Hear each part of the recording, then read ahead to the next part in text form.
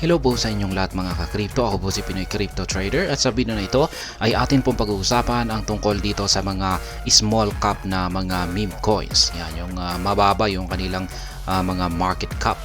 Ngunit sila po ay nakaranas ng panibagong all-time high. Yan, or sila po ay nagkamit ng kanilang mga panibagong all-time high. At yan po ay walang iba kundi sina Pepe, si Dogwif Hot at saka si Bong. Kaya yan, ano nga bang nangyayari? Bakit sila ay nagpapakita ng ganito katinding mga performance? At ayan, bago po tayo magpatuloy ay nais ko lamang po munang bigyang linaw ang aking disclaimer kung saan ang nilalaman po ng video na ito ay hindi po ito isang financial advice. For education and information purposes lamang po ang layunin nito. Maliban po dito ay nais ko na rin pong magbigay babala na wala pong kahit anumang group chat ang Pinoy Crypto Trader.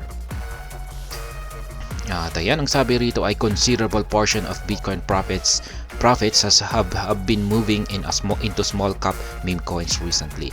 Kaya ayan, parang lumilipat daw po yung mga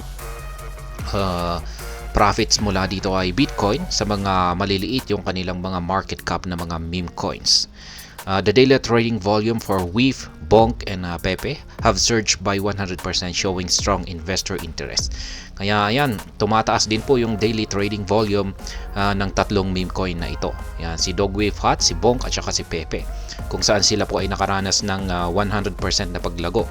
At ito po ay nagpapakita ng investor interest or maraming mga investor ang nagugustuhan itong sina WIF, Bonk at saka si Pepe. These three altcoins have clocked 200 to 800% gain in just the last 2 weeks. Ayan, ganyan po katindi yung kanilang ipinamalas na performance sa loob lamang ng 2 linggo. 200 to 800% na gain. Ang laki po niyan. Ayan, unahin po natin dito kay Pepe. Nung nailabas po ang balita na ito, ay umangat po ng 14% ang kanyang presyo patungo po sa 40 digits 1003. At meron po siyang market cap na nasa $4.22 billion. Ngayon, yung kamakailang naranasan ni Pepe na price surge o yung kanyang pag-angat sa presyo ay meron daw po itong kaugnayan sa dito kay Ginoong Elon Musk. Yan, kung saan ay nagbigay po ng suporta itong si Ginoong Elon Musk kay Pepe. Kaya ayan, parang hype po ito. Parang hina-hype ni Ginoong Elon Musk kaya po siya umangat. Ayan, katulad po ng ginawa niya kay Dogecoin. Sa mga hindi po nakakakilala kay Ginoong Elon Musk ay siya po ay isa sa mga pinakamayamang tao sa buong mundo. Siya po ay isang tech billionaire. Yan, yung sunod naman po kay Pepe ay itong si Dogwif Hot. Kung saan siya naman po ay nakaranas ng 30% na paglago nitong nakalipas na 24 oras. At siya po ay nakapagtala or nahit po niya ang kanyang panibagong all-time high or pinakamataas na presyo na nasa $3. Samantala ang kanyang market cap naman ay nasa $3 billion. Ayan, yan po si Dogwif Hot. Isa po siyang Solana meme coin. At siya po ay naka-achieve ng fundraising milestone at siya ay nagkaroon or nakakalap ng $650,000 na fund raise. Yan na pondo. As a result, plans are underway for a prominent display in Las Vegas skyline. Notably, the mascot of Dogwif Hot featuring Shiba Inu theme design will grace the Las Vegas skyline for a duration of up to 1 week. Kaya yan. Dahil po sa fundraising milestone na nakamit ni Dogwif Hot ay siya po ay madi-display sa skyline ng Las Vegas. Yan, at yan po ay parang mapopromote po siya or ma-advertise po siya sa loob po ng hanggang 1 linggo. Yan, ang mascot po ni Dogwif Hot ay wala na rin pong pagkakaiba yan kay Shiba Inu. Yun nga lang at meron po siyang suot-suot na sombrero. At ayan, isa na rin pong dito naman po tayo kay Bong kung saan ay isa na rin po siyang Solana based na meme coin.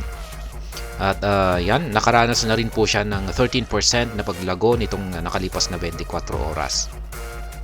At kanya pong nakamit ang kanyang all-time high.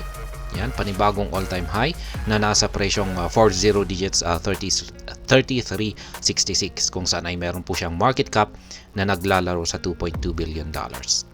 Ngayon, the bonk price rally comes on the backdrop of its recent listing by top crypto exchanges like BitMEX. The bonk gains over the last 2 weeks stands at a staggering 170%. Kaya yan,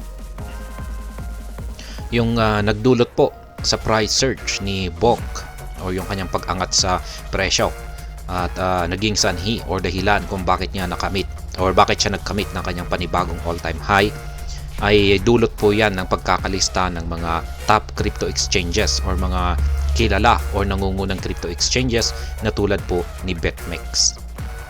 Kaya dahil yan, yung kanyang pagkakalista ay nakaranas po siya ng staggering gain, ayan, nakakagulat na gain na umaabot po ng 170%. Kaya yan, nitong nakalipas last 2 weeks po yan na kanyang performance. Kaya yan po ulit ang tatlong mga meme coins na nagpakita ng magandang performance at nakapagtala ng kanilang panibagong mga all-time high. At ayun, hanggang dito na lamang po tayo sa video na ito. Sana po ay inyong nagustuhan ang aking paliwanag dito. Kung inyo po itong nagustuhan, pag-click lamang po ang like button nito. Para naman po sa mga bago lamang dito, kayo po ay aking inaanyayahan para mag-subscribe. Pag-click na rin po ang bell icon nito dahil ito po ang siyang magsisilbing notification nito sa mga bago kong videos na akin pong ina-upload sa aking YouTube channel na ito. Marami pong salamat sa panunood, ingat po tayo lagi at God bless po sa ating lahat.